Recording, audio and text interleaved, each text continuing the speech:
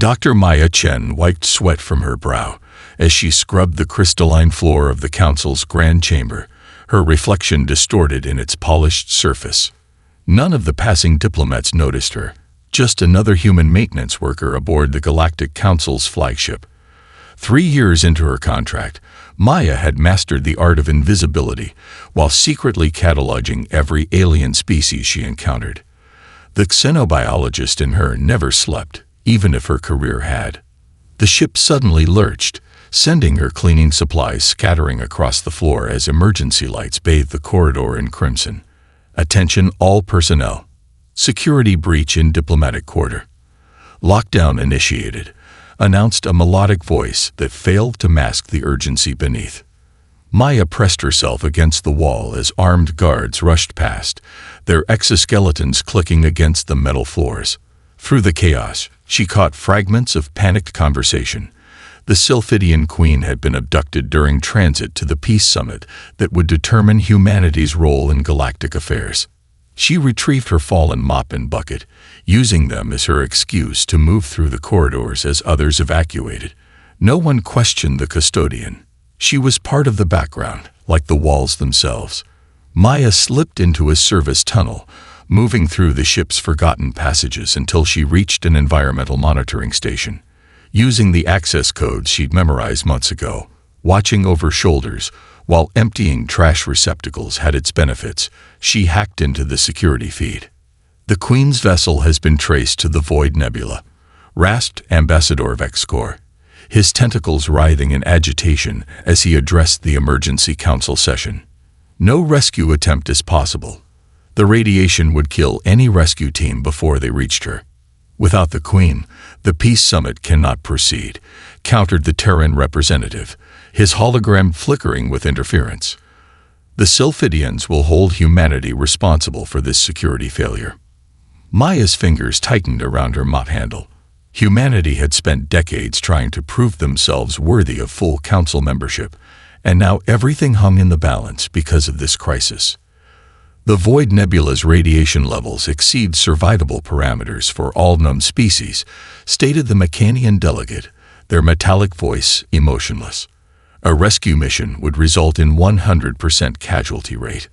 Maya's hand unconsciously touched the medallion hidden beneath her uniform, a relic of her research days studying human radiation resistance, research the Council had dismissed as impractical, irrelevant. Research that had ultimately landed her in custodial services when funding was pulled. She glanced at the diagnostic terminal, pulling up deep space radiation forecasts for the nebula. The numbers scrolled by.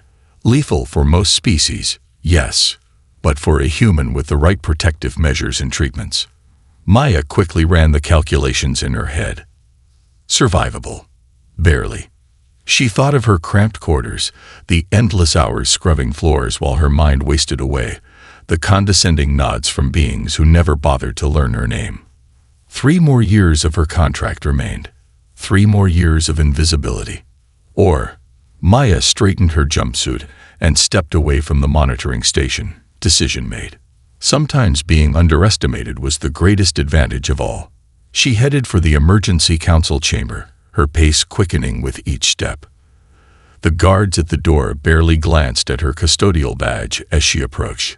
"Maintenance request from Admiral Zerktal," she said confidently. One guard nodded absently, stepping aside to let her pass. As the doors slid open, revealing the gathered representatives of 26 worlds in heated debate, Maya took a deep breath. In moments, she would transform from invisible to unforgettable. She stepped forward, leaving her mop and bucket behind. "You are either incredibly brave or spectacularly foolish," hissed Admiral Zerktal, his compound eyes reflecting Maya's determined face. The emergency council chamber fell silent as maintenance worker number 347 stood before the most powerful beings in the galaxy, her cleaning uniform exchanged for a standard flight suit. "The Void Nebula's radiation is fatal to all council species," Maya stated, her voice steadier than her hands. "But humans evolved under unusual radiation conditions on Earth. Our cellular repair mechanisms might withstand exposure long enough to complete a rescue." The Draconid representative slammed his scaled fist on the table. Preposterous. We would entrust the life of the Sylphidian queen to a janitor. Maya swallowed the bitter retort that rose in her throat. Instead, she projected her credentials onto the central display. Doctoral degrees in xenobiology and comparative physiology that had been overlooked when she'd been assigned to custodial duties. I developed radiation resistance protocols during my research at Luna Station, she explained, pulling up data charts showing comparative cellular regeneration rates. Humans can't survive the nebula indefinitely, but I calculate a 48-hour window before cellular damage becomes irreversible. The Terran representative leaned forward, recognition dawning. Dr. Chen, your research was defunded 3 years ago. The Council determined it had limited practical applications. How unfortunate that assessment proved short-sighted, Maya replied with a thin smile. Limited practical applications until the moment we need someone who can survive where no other species can. The Sylphidian ambassador approached, his crystalline form catching the light in hypnotic patterns. His sensory appendages extended toward Maya, stopping inches from her face. You're concealing something, he said, not a question but a statement. Tell the Council everything. Maya hesitated. She'd hoped to avoid this part. The radiation exposure will cause cumulative damage to my systems. If I succeed, I'll have approximately 6 months of life remaining afterward. The chamber erupted in shocked murmurs. Why would you volunteer for certain death? Demanded the Terran representative, horrified. Maya studied the faces around her, alien and human alike, seeing for the first time genuine attention from those who had walked past her countless times without a glance. Because you spent 3 years stepping around me while I mopped your floors. Because I've cataloged 17 undocumented species while emptying your trash receptacles. Because I became invisible the moment you decided my worth based on my assignment. She straightened her shoulders. And because right now, I'm the only chance the Queen has. Silence settled over the chamber. The Mechanian delegate's optical sensors whirred as they focused on Maya. Probability of mission success. 27%, Maya answered honestly. Unacceptable odds, the Mechanian concluded. Higher than 0, Maya countered. Which is the probability if we do nothing? Admiral Zerktal clicked his mandibles thoughtfully. The scout ship Artemis can be prepared within 3 hours. It's our smallest vessel, maneuverable enough for nebula navigation. I'll need medical supplies, Maya said, pulling up a list she'd already prepared. And I need authorization to access the restricted Cinephysiology database for Sylphidian biological data. Granted, the Admiral replied before anyone could object. The fate of the Peace Summit and possibly interspecies relations rests on this mission. The Council adjourned to prepare for her departure. As Maya turned to leave, the Sylphidian ambassador's translator chimed. You understand that you won't be remembered as a hero, he vibrated softly. The Council will classify this mission. Your sacrifice will remain as invisible as you were. Maya smiled. I'm not doing this to be remembered, Ambassador. I'm doing this because it needs to be done. As she walked toward the hangar bay, Maya felt lighter than she had in years. For the first time since her research was canceled, she had purpose again, even if it would cost her everything. The scout ship shuddered violently as Maya breached the outer boundary of the Void Nebula, her knuckles white against the manual controls. Swirling purple-black gases enveloped the view screen while warning indicators flashed across every display. Navigation systems failing, announced the ship's AI before its voice distorted and died. Maya switched to manual piloting, her eyes darting between the failing instruments and the mesmerizing, deadly beauty outside. The nebula looked like a storm at sea, if the sea were made of stars and the storm of liquid darkness. Brilliant flashes of energy illuminated massive crystalline formations drifting in the void. Radiation shields at 60% and declining. She muttered to herself, recording observations into her personal log. Ship integrity holding, but all long-range sensors are offline. 6 hours in, the radiation alarms fell silent. Not because the danger had passed, but because the sensors had failed. Maya felt the first symptoms. Metallic taste flooding her mouth, waves of nausea, pinpricks of blood appearing beneath her skin. She reached for the medical kit strapped beside her seat and injected the first dose of anti-radiation compounds developed in secret by her old research team. Fire spread through her veins, and she gasped as the chemicals went to work, temporarily reinforcing cell walls against the radiation assault. The pain means it's working, she reminded herself, wiping blood from her nose. Focus on the mission. The tracking beacon sputtered, catching intermittent signals from the Queen's life pod before displaying coordinates that made no sense. According to the readings, the pod was simultaneously in 3 different locations. That can't be right, Maya muttered, tapping the display. The nebula's radiation must be creating false readings. She needed another way to navigate. Maya closed her eyes, remembering fragments of Sylphidian physiology from her studies. Their bodies resonated at unique frequencies, creating vibration patterns that served as both communication and perception. Perhaps those vibrations could be detected even here. She unfastened her restraints and pressed her ear against the hull, ignoring the searing pain where her skin contacted the metal. The ship groaned around her, systems failing one by one. But beneath the rumble of the engines and the static of radiation, there it was, a pattern too perfect to be natural, pulsing like a crystalline heartbeat. Maya returned to the controls and adjusted course blindly, following a song she couldn't quite hear, but somehow felt in her bones. The ship responded sluggishly, the navigation computer unable to make sense of her manual commands. "Come on," she coaxed the vessel, as crystalline formations began growing on the outer hull, beautiful and deadly. Just a little further. A massive formation loomed directly ahead, forcing Maya to execute a desperate evasive maneuver. The ship rolled, engines screaming in protest, narrowly avoiding collision. The sudden movement sent Maya tumbling from her seat as artificial gravity fluctuated. She crawled back to the controls, leaving a trail of blood droplets floating behind her in the unstable gravity field. The radiation was advancing through her system faster than expected. Maya injected her second dose of protective compounds, knowing she had only 4 more before her supplies were exhausted. Life support at 40%, the backup system warned in a monotone voice. Hull breach imminent in Sector 7.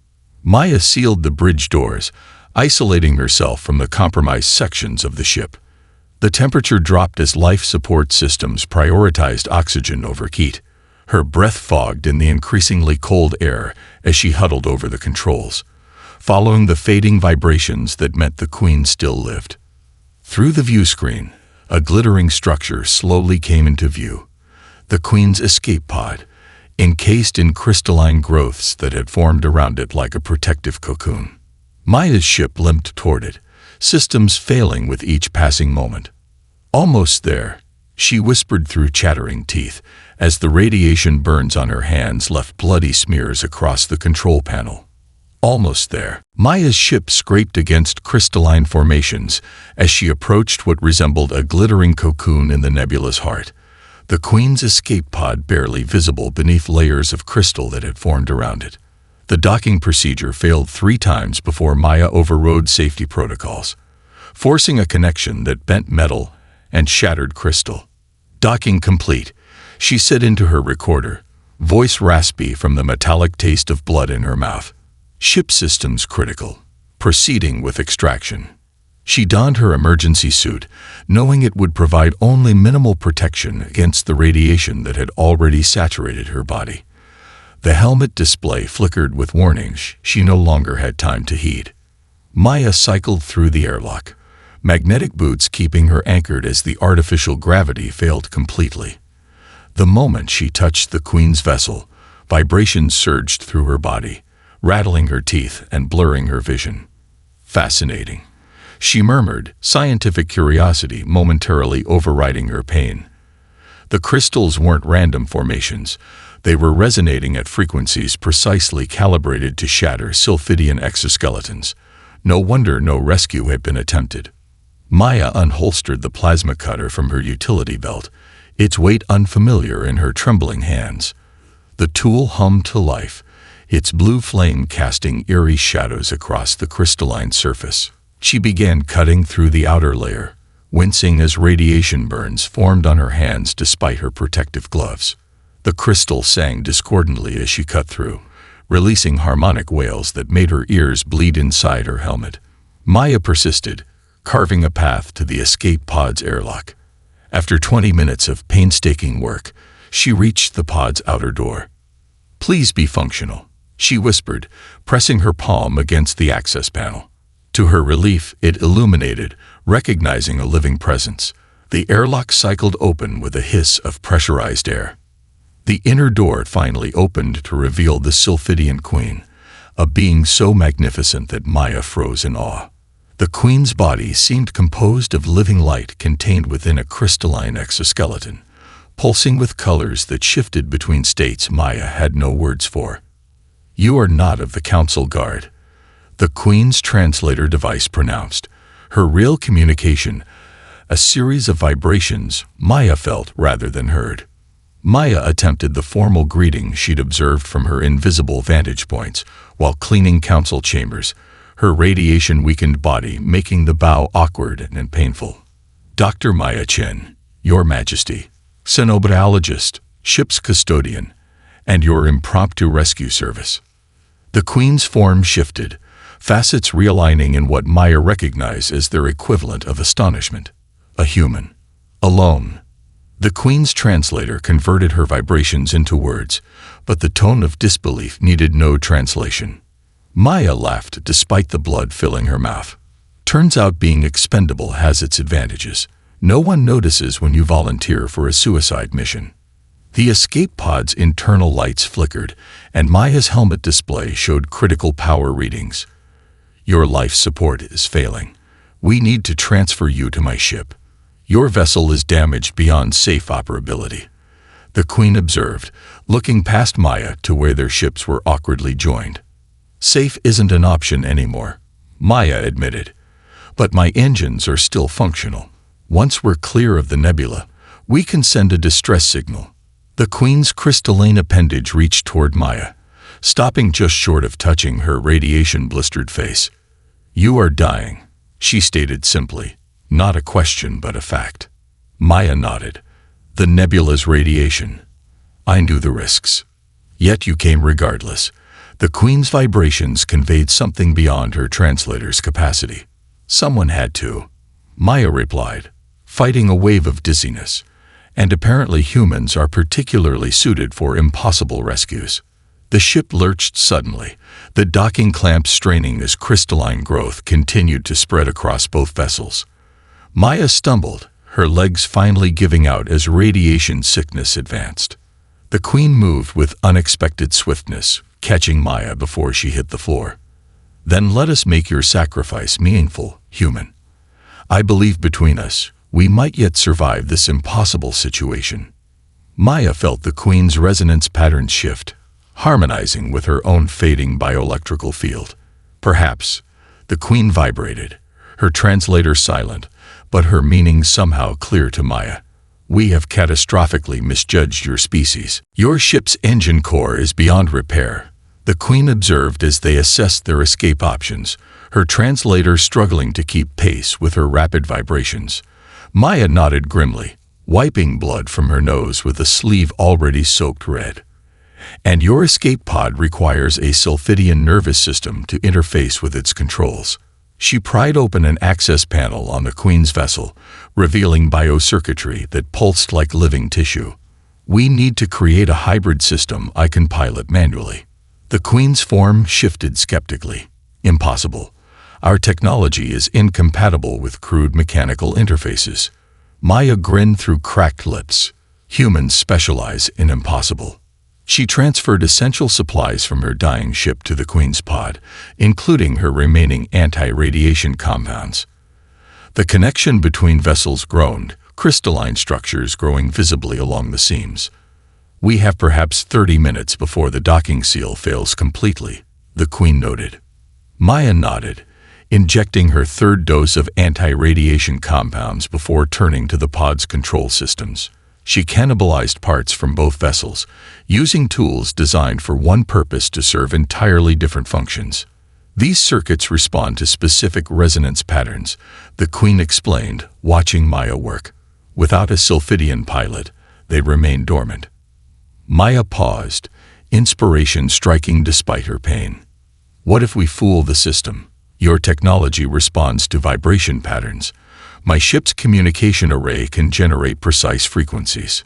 She harvested the array from her ship, rewiring it through the pod's navigation systems and connecting it to her ship's manual controls. The Queen watched with growing fascination as Maya created interface points by linking incompatible technologies with improvised adapters. Your methods are chaotic, inefficient, and the Queen paused as the hybrid system hummed to life. Inexplicably effective. Maya's hands shook violently as she connected the final circuits.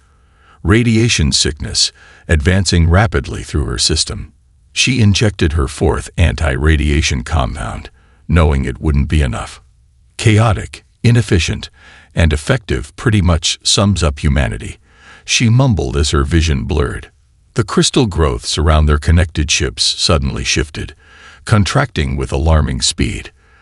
The viewport cracked, a spiderweb of fractures spreading across its surface. We need to leave now, Maya said, sealing the final connections. Your Majesty, I need you to generate the navigation frequencies while I handle engine output. The Queen positioned herself beside Maya at the improvised controls.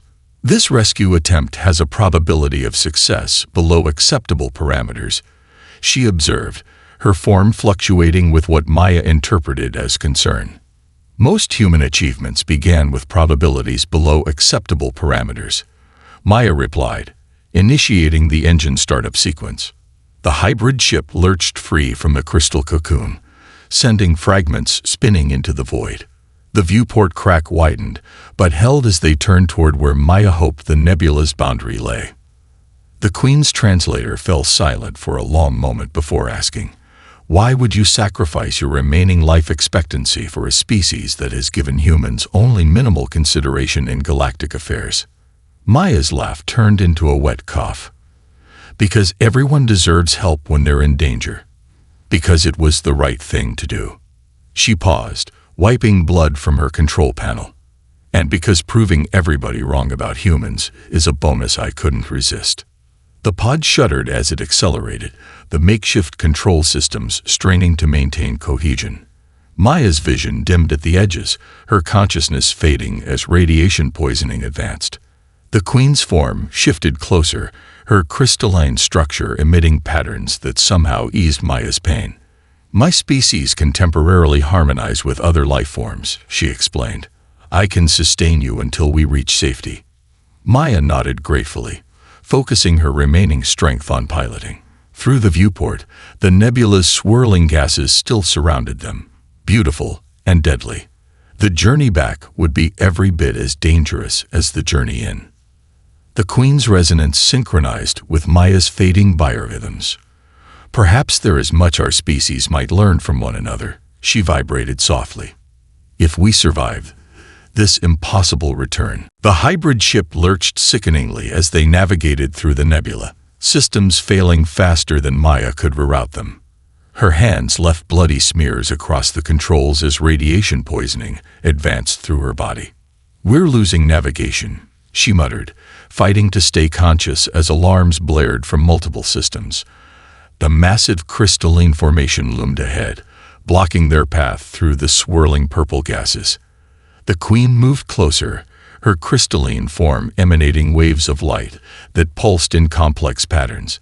Allow me to assist. She placed an appendage on the navigation console, which immediately lit up with new displays showing safe passages through the nebula that hadn't been visible before. How are you doing this? Maya asked, amazement momentarily overriding her pain. The nebula speaks in harmonics and resonance patterns. My species perceives what your instruments cannot, the Queen explained. The violence appears random to your sensors, but it follows complex mathematical principles. Under the Queen's guidance, Maya steered their cobbled-together vessel through narrow corridors of relatively stable space between the deadly crystalline formations. Each course correction required precise timing, the ship's engines protesting as Maya pushed them beyond safety parameters. "The nebula is changing around us," Maya observed, noting how crystal structures seemed to reach toward their ship. "It's almost like it's alive." "Not alive as you understand it," the Queen responded, her vibrations conveying nuances her translator couldn't capture. "But responsive. The crystals grow along electromagnetic pathways. They are drawn to energy signatures, particularly sulfidian resonance." Maya's scientific mind processed this information despite her deteriorating condition. "That's why your pod was encased. The nebula was responding to your presence." She paused, a revelation forming. "And that's why you were brought here specifically. Someone knew this would happen." The Queen's form dimmed slightly, her equivalent of a solemn nod. "The attack was orchestrated by factions within the Council," she revealed. "War between our peoples would benefit those who see Sylphidian human cooperation as a threat." Maya nodded grimly. "Figured as much. The crystals that formed around your pod were too perfectly tuned to Sylphidian biology to be natural." The Queen's form shifted in what Maya now recognized as surprise. "You deduced this?" Maya shrugged, wincing at the movement. "Custodians hear everything, Your Majesty." Councillor Dravik's aide was very interested in Sylphidian resonance frequencies last month, asked for access to the biological archives while I was cleaning his quarters. She coughed violently, more blood spattering the control panel. The Queen adjusted her resonance field, easing Maya's pain temporarily. "Your species' capacity for observation and adaptability is severely underestimated," the Queen noted, guiding them around another crystal formation. "Being underestimated is humanity's secret weapon," Maya replied with a weak smile. "No one expects the janitor to notice things, or to matter." The ship's engines sputtered, power fluctuations rippling through the remaining functional systems. Ahead, a massive crystal structure blocked their path completely, too large to navigate around given their damaged maneuvering capabilities. "Can we go around it?" Maya asked, hands hovering over the controls. The Queen's form darkened. "No time. We must go through." Maya nodded, tightening her restraints. "Hold on, Your Majesty. Humans are also really good at crashing survivably." She diverted all remaining power to the forward shields and engines, aiming for what appeared to be a thinner section of the crystal wall. The Queen's resonance shifted, creating a protective field around their cockpit. "If we survive," the Queen vibrated softly, "I would ask that you serve as a liaison between our species. Your perspective would be valuable." Maya laughed despite the pain. "Promote the janitor to diplomat. The Council would have collective apoplexy." "The Council has demonstrated questionable judgment," the Queen responded, her vibrations carrying what Maya surprisingly recognized as humor. "I find I prefer dealing with those who see clearly, regardless of their assigned status." The crystal barrier filled their viewport, glittering with deadly beauty as they accelerated toward it at maximum speed. "Impact in 3, 2, 1. Maya counted down, her hand steady on the controls despite everything. In this moment, with death likely but not certain, she had never felt more alive, or more seen. The crystalline barrier shattered on impact, fragments cascading around the ship like glittering hail. The vessel tumbled through the opening, controls responding erratically as Maya fought to stabilize their trajectory.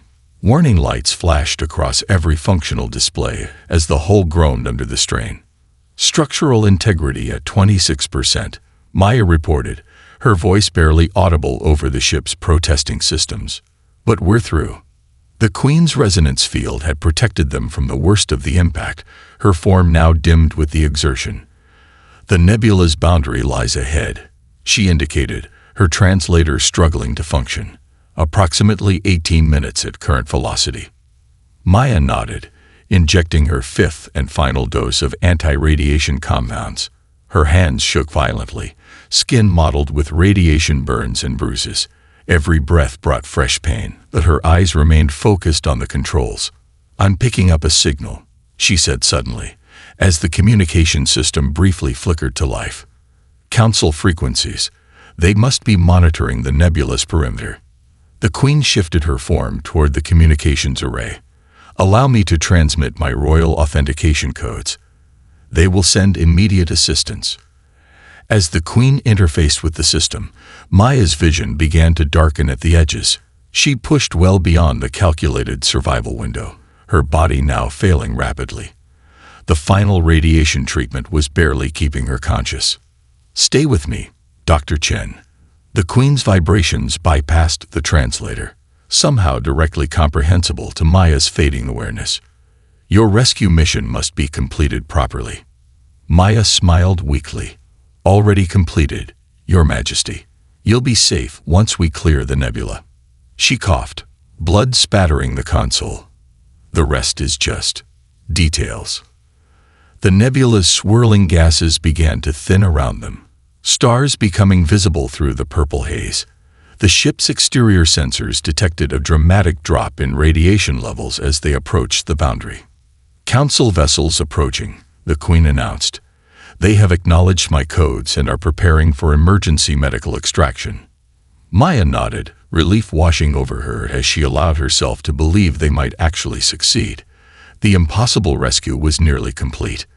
The diplomatic vessel's docking bay erupted in chaos as their battered ship limped from the nebula and requested emergency clearance. Medical teams rushed forward as the airlock cycled open, their focus entirely on extracting the Sylphidian Queen. Maya collapsed as she attempted to stand, her body finally surrendering to the radiation damage.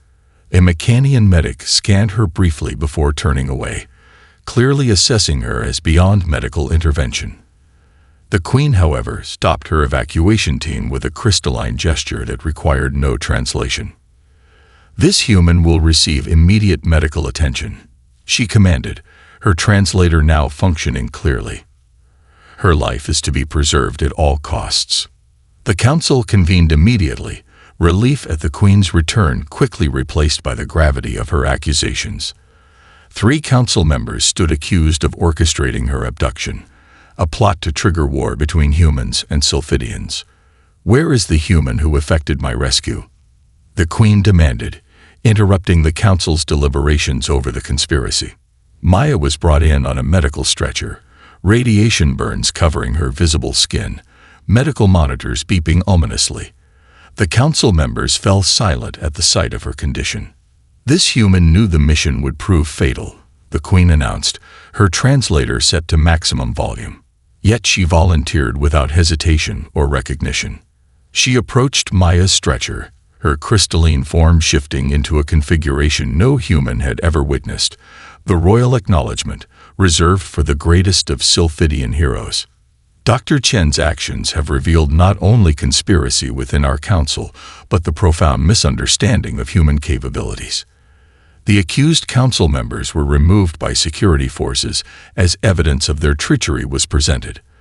The Queen turned to the remaining council. "I formally request permission to transport Dr. Chen to Sylphidia. Our medical technology might extend her remaining time." The Terran representative stepped forward, guilt evident in his stance. "She's one of our most brilliant xenobiologists. We had no idea she'd been assigned to maintenance." The Queen's form shimmered with what those who knew her recognized as rarely displayed anger. "Perhaps you should pay more attention to those you consider beneath notice." The twin suns of Sylphidia cast rainbow prisms through the crystalline spires of the capital city, creating kaleidoscope patterns on the balcony where Maya stood. 6 months had passed since her impossible rescue mission. 6 months of life she'd never expected to have.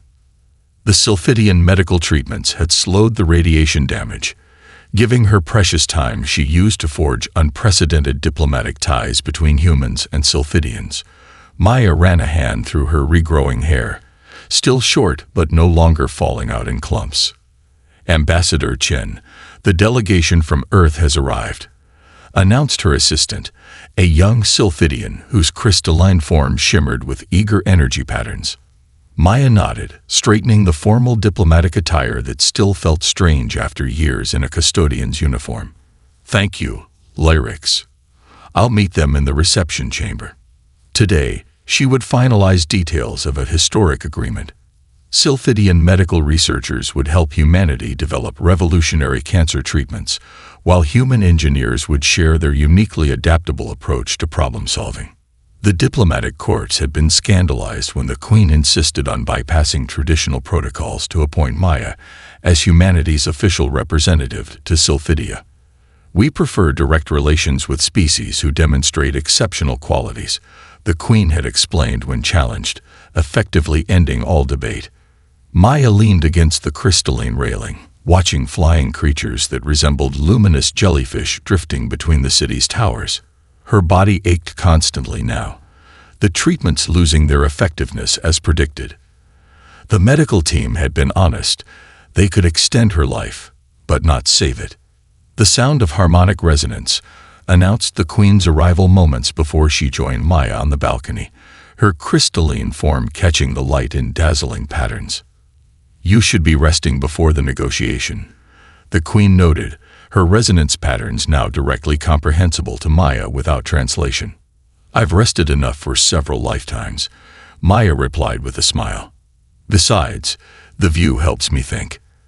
The Queen moved beside her, both of them gazing out at the city spread below. "Our scientists have completed their analysis of your cellular structure," she said without preamble. "We believe we can now fully repair the radiation damage." Maya turned sharply, wincing at the pain the sudden movement caused. "That's impossible. Your medical team said." The Queen's form shimmered in what Maya now recognized as amusement. "Impossible. Like rescuing a Sylphidian queen from the Void Nebula. Like creating a functional hybrid ship from incompatible technologies. Like a maintenance worker becoming the most effective ambassador in recent galactic history." Maya laughed, understanding blossoming. The months of medical treatments hadn't just been palliative care. They'd been research, gathering data to solve the puzzle of human cellular repair. "When can we start?"